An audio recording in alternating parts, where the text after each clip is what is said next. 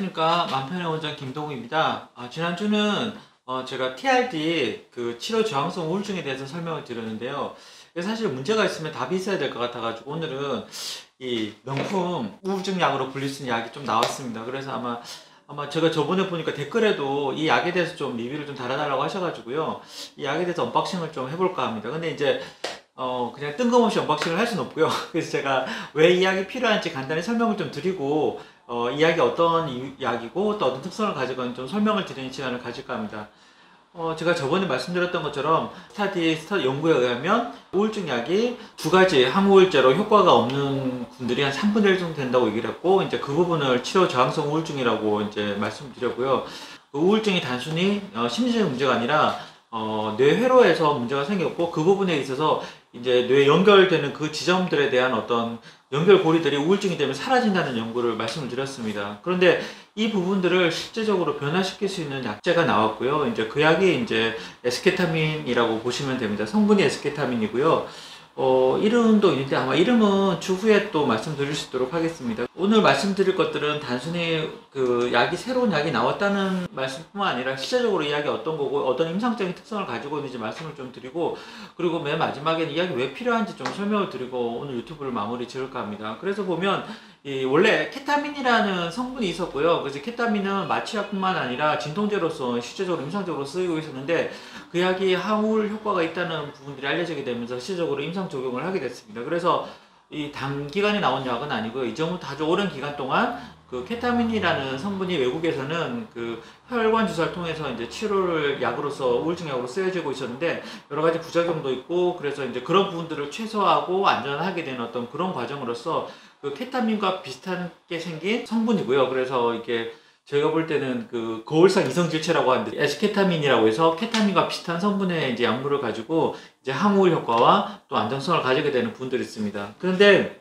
이 약의 가장 큰 특징이 효과가 빠르다는 부분들에 있습니다. 그래서 이제까지 존재했던 약들은 세로토닌과 그리고 항정신병약까지 동원한다면 그 도파민 계열 약들은 사실은 치료 기간을 최소한 한 6주에서 8주 정도 경과를 보고 이제 다른 약을 투여할 수 있을지 말지 결정하게 되는데, 이 약물에 대한 효과는 즉각적인 부분들이 있어서 그런 면에서 좀 차별화가 될 수 있다고 볼 수 있습니다.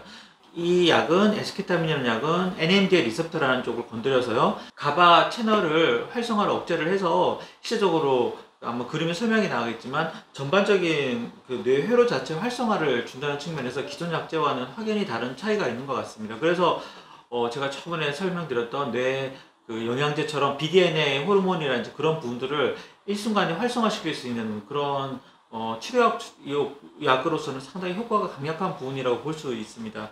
그리고 이제 제가 이제 언박싱을 해볼 텐데요. 그래서 이 약의 특성에 대해서 말씀을 좀 드리겠습니다. 그래서 이게 보이시죠? 그래서 이게 에르땡땡에서는 싫어하겠지만 그 정도로 명품인 것 같습니다. 그래서 제가 시작하기 전에 가격을 봤더니 가방 가격이 상당히 비싸더라고요. 그래서 이건 제가 와이프한테 하나 사줄 수 있을지 모르겠지만 어쨌든 자, 이 열어보면요, 이게 이게 너무 좀 작은가요?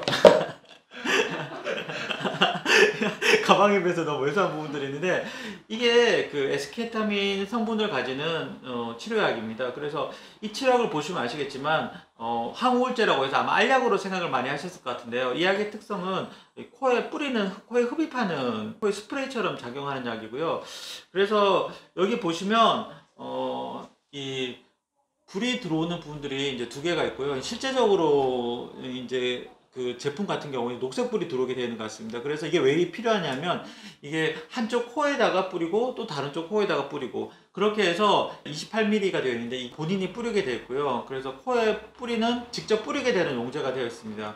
코에 뿌리는 약이 왜 중요한가에 대해서 말씀드리면, 사실은 효과가 즉각적이라는 부분이 있습니다. 그래서 실제적으로 약을 먹고 간에 들어가서 그리고 배출이 되고 그중에 나머지 흡수돼서 효과가 발휘하려면 최소한 하루나 이틀 정도 걸리기 때문에, 약효가 나타나는데 최소한 빨라야 한 2, 3일 정도는 저희가 기다려야 충분한 효과를 거둘 수 있는 반면에, 이 부분은 코에 들어가기 때문에 뇌로 바로 전달이 됩니다. 그래서 간의 대사 과정을 거치지 않고 바로 뇌로 들어가기 때문에 상당히 직접적으로 효과가 있는 부분이라고 보시면 되겠습니다. 그런 면에서 상당히 효과적인 부분이겠죠. 과연 그런가 저희가 이제 임상 결과를 좀 확인해 봤는데요. 지금 크게 볼 때 임상 결과가 지금 연구가 나와 있는 게 두 가지가 있습니다. 그래서 하나는 단기 연구고요. 하나는 장기 연구인 부분이 있습니다. 그래서 4주 연구를 통해서 과연 이게 다른 항우울제에 비해서 효과가 있는지 본 연구들이 있는데 제가 복잡한 결과를 설명드릴 건 아니고요. 그러니까 첫 번째 아마 도표를 보시면 가장 유의할 점 부분들이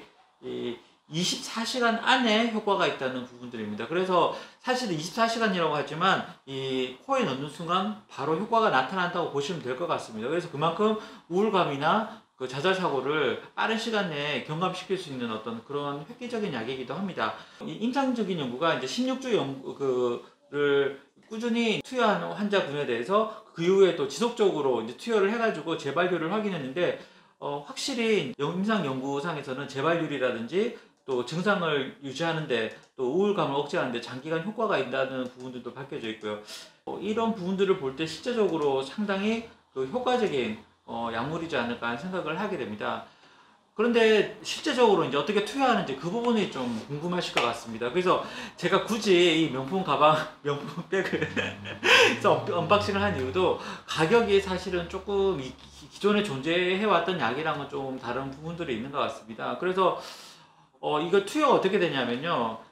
이게 28ml짜리로 되어 있는데 이게 그 보통 권장하는 양이 그 56ml라고 해서 2개 용량이 필요하게 됩니다. 그래서 코에 한 번씩 뿌리고 그 다음에 5분 후에 다시 뿌리게 되고요.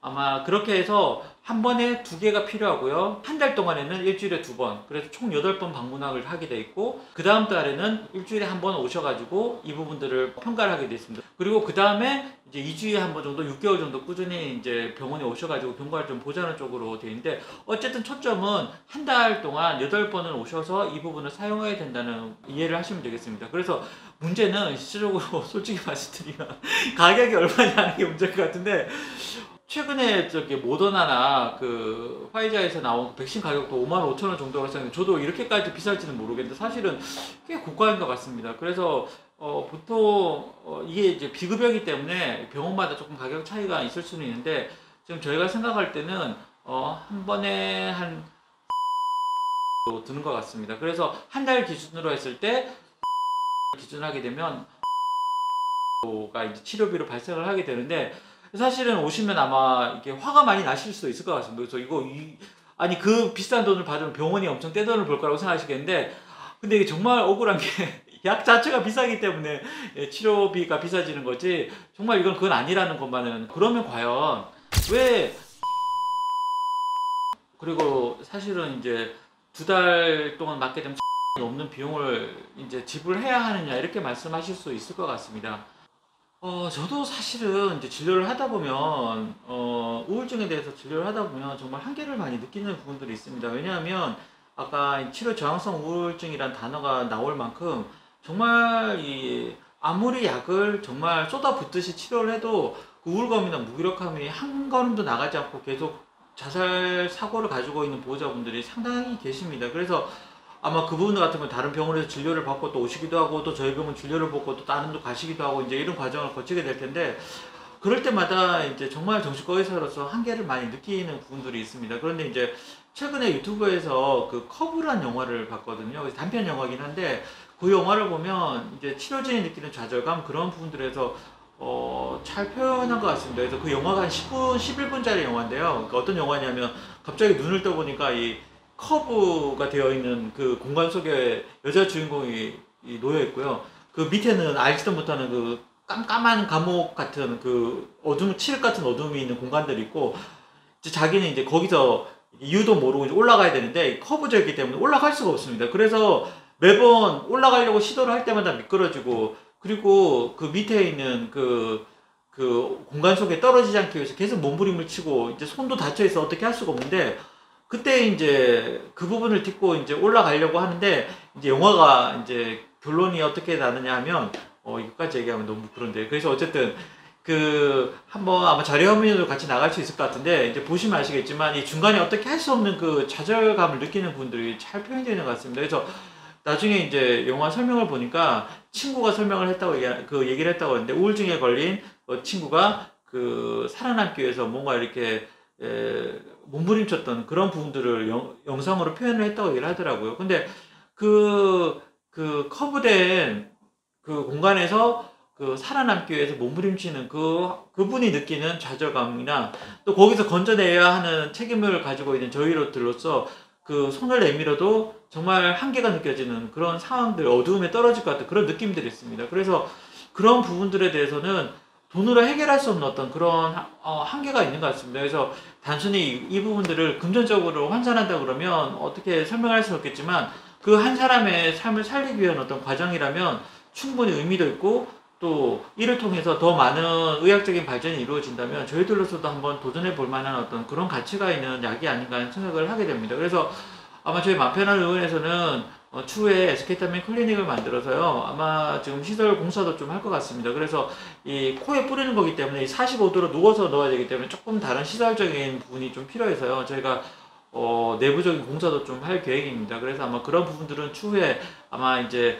언박싱처럼 저희가 이제 공사가 완료가 되면 유튜브를 통해서 공간을 좀 설명드리고 추후에 이제 말씀을 좀 드리도록 하겠습니다. 그래서 아마 이게 뭐 금액적인 부분에 대해서 어떻다 이제 그런 느낌보다는 우울증을 치료할 수 있는 것, 그리고 자살 치료를 할 수 있는 새로운 개념의 약이 정말 새로 나왔다는 것, 그리고 이제 하루 안에 효과가 날 정도로 빠른 효과가 있는 약이 나왔다는 부분들에 대해서 조금 관심을 같이 주시면 도움이 되지 않을까 생각을 하게 됩니다. 추후에 또 말씀드릴 부분이 있으면 제 유튜브를 통해서 말씀드리겠습니다.